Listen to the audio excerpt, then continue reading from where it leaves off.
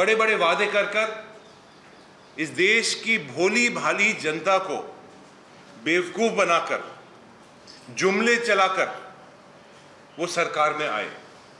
15 लाख रुपए हर खाते में जमा कराने के लिए उनने वादा कर लिया था। उनने वादा कर लिया था कि पेट्रोल और डीजल की कीमतें हम कम करेंगे, एलपीजी की कीमतें हम करेंगे, रुपया और डॉलर को एक कर देंगे, यानी 1 रुपया और 1 डॉलर। ये वादा उनने करा था। उनने वादा करा था कि महंगाई खत्म हो जाएगी। उनने ये वादा करा था कि भारत को विश्व गुरु बनाएंगे। 56 इंच की छाती लेकर वो आए थे कि एक के बदले 10 मारेंगे, ईंट का जवाब पत्थर से देंगे। ये सारी बातें कह के इनने पूरे चुनाव का जो पूरा कैंपेन था वो चलाया था, चिल्ला चिल्ला कर, बोल बोल कर, और हमारी भोली भाली जनता ने एक उनको मौका दिया। और वो मौका देने के बाद ये 9 साल तक ये सरकार रही है। और मैं 9 सवाल सिर्फ सरकार से पूछता हूँ। जो सवाल हैं वो तो हजारों सवाल पूछ सकते हैं, लेकिन मुख्य तौर से सिर्फ 9 सवाल का जवाब ये सरकार दे, इसके लिए मैं आपके सामने हाजिर हुआ हूँ। और ख़ास तौर से मैं शुरुआत करना चाहूँगा जो हमारा अर्थव्यवस्था है, इकोनॉमी है, उससे मैं शुरुआत अपनी करना चाहूँगा। सबसे पहली बात मैं कहना चाहूँगा कि मोदी सरकार आई थी बड़े बड़े जुमले देकर, और ख़ास तौर से उनका सबसे बड़ा जो जुमला था वो ये था कि पेट्रोल और डीजल की कीमतें हम कम करेंगे, एलपीजी का गैस की हम कीमत कम करेंगे। 2017 के अंदर जब 410 रुपए का सिलेंडर था, जब ये हल्ला करते थे कि बहुत महंगा है, 100 रुपए का सिलेंडर होना चाहिए, और आज 2023 के अंदर वो का वही सिलेंडर लगभग 1100 रुपए का हो चुका है। जो पेट्रोल 70 रुपए का था प्रति लीटर, वो आज 100 रुपए के आसपास पेट्रोल की कीमतें बढ़ी हुई हैं। जो डीजल सिर्फ 55 रुपए 56 रुपए का डीजल होता था, वो आज 90, 80 और 90 रुपए का डीजल मिल रहा है। और वो भी सिर्फ जब उस समय पर 100 रुपए से अधिक डॉलर एक बैरल का जो इंटरनेशनल प्राइस होती थी, अंतर्राष्ट्रीय जो कीमत होती थी, वो होती थी। आज तो वो कीमत घटाकर लगभग 60 और 50 और 60 और 70 के आसपास है, और फिर भी वो महंगा हो रहा है। उल्टा पेट्रोल और डीजल और एलपीजी जो पूर्व में 2014 से कम होना चाहिए था, आपने उसको डबल कर दिया है। 170% आपने एलपीजी बढ़ा दिया है, 60% पेट्रोल बढ़ा दिया है, 70% आपने डीजल बढ़ा दिया है। और इसी तरह से चाहे वो तेल हो, चाहे वो आटा हो, चाहे वो दूध हो, रोजमर्रे की जो हमें जरूरत है, वो सब चीजों की कीमतें बढ़ चुकी हैं। सरकार ने वादा करा था 2 करोड़ नौकरी देंगे हर साल, यानी 9 साल के अंदर 18 करोड़ हो गई नौकरी।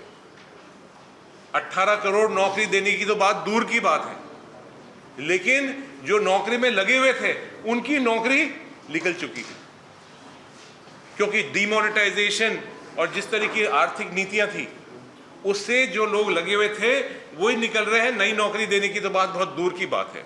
और एक मैं आंकड़ा जो पूरे विश्व के अंदर जो रिसर्च एजेंसीज ने उन्हें दिया है कि 50% जो डिग्री होल्डर हैं, जिन्हें लिखाई पढ़ाई करके मेहनत करके अपनी डिग्री मिली है, वो लोग बेरोजगार हैं।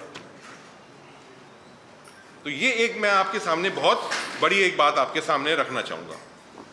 मैं ये भी आपके सामने निवेदन करना चाहूँगा कि जो डिमोनेटाइजेशन के अंदर हुआ, उससे आप सब लोग, मेरे खास तौर से मेरे पत्रकार बंधुओं, सब आप इससे अच्छी तरह जानते हैं कि डिमोनेटाइजेशन से जो छोटे काश्तकार हैं, चाहे वो छोटे दुकानदार हैं, छोटे बिजनेसेस हैं, छोटे इंडस्ट्री वाले हैं, आम आदमी हैं, आम जनता है, उसका कितना बड़ा उससे उनको हानि हुई है, कितनी बड़ी परेशानी हुई है। और वो काला धन जो इतना बड़ा बड़े चिल्ला चिल्ला कर कह रहे थे काला धन है, काला धन है, काला धन है, वो 1 रुपया काला धन का नहीं निकला, और वो पूरा का पूरा पैसा जमा हो गया वापस।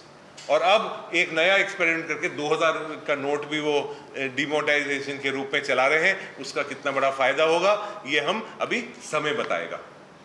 इसके साथ साथ जिस तरह से जीएसटी ने लागू करी है और आपको हैरानगी होगी, एक बात मैं बताना चाहूँगा कि जीएसटी के बारे में हम सब जानते हैं कितने परेशानी हुई है सब लोगों को जीएसटी में, और ख़ास तौर से जो छोटा दुकानदार है, जो अपना कोई गांव के अंदर, कोई छोटे से कस्बे के अंदर अपनी दुकान चलाता है, उसके पास सीए नहीं है, उसके पास बड़े बड़े कोई अकाउंटेंट्स नहीं है, और रोज़ सरकार, मैं आपको ये एक आंकड़ा भी देना चाहूँगा कि सरकार ने 140 से अधिक बार तो सर्कुलर निकाल दिया और 870 नोटिफिकेशन निकाले हैं अलग अलग।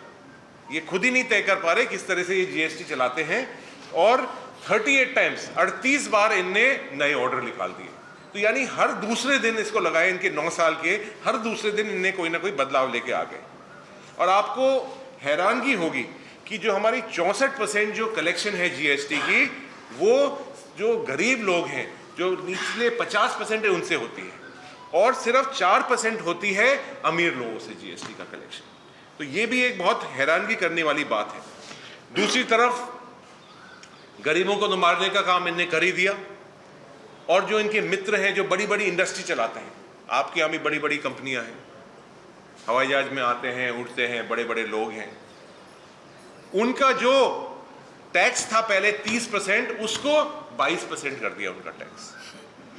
जो 22% टैक्स है वो कहां से आएगा? वो ये जो गरीब जनता है, जिनके ऊपर टैक्स लगाया है, जिनके ऊपर जीएसटी लगाई है, उनकी जेब से आएगा वो टैक्स जो इन अमीरों का कम करा है। इसके साथ साथ मैं ये भी निवेदन करना चाहूँगा खास तौर से कि लगभग 10 लाख नौकरियां सीएपीएफ्स का मतलब है पैरामिलिट्री फौज, जिसे हम पहले बोलते थे, पीएसयूज हैं, वो अभी तक खाली पड़ी हुई है। उड़ीसा के अंदर तो उसका भी ज़्यादा नंबर है, वो मैं आगे आऊँगा उसके सामने। चाहे वो रेलवे हो, चाहे वो पुलिस की हो, चाहे वो बीएसएफ में हो, आईटीबीपी में हो, आर्मी में हो, ये सारी इनने कोई भी भर्तियां नहीं करी हैं अभी तक। ये भी मैं आपको निवेदन करना चाहूँगा कि सरकार ने जुमले के नाम पर बहुत इनने नई नई स्कीमें चलाई।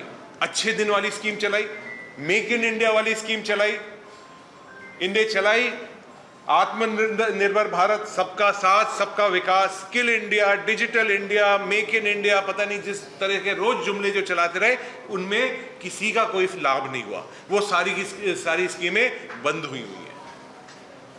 तो जितने भी जुमले इनके रहे हैं वो सब फेल हो चुके हैं। संक्षिप्त में मैं अपनी बात में रख देता हूं, उसके बाद जो आपको प्रेस नोट दिया जाएगा उसके अंदर ये सारा उल्लेख दिया जाएगा, ये सारे आंकड़े दिए जाएंगे।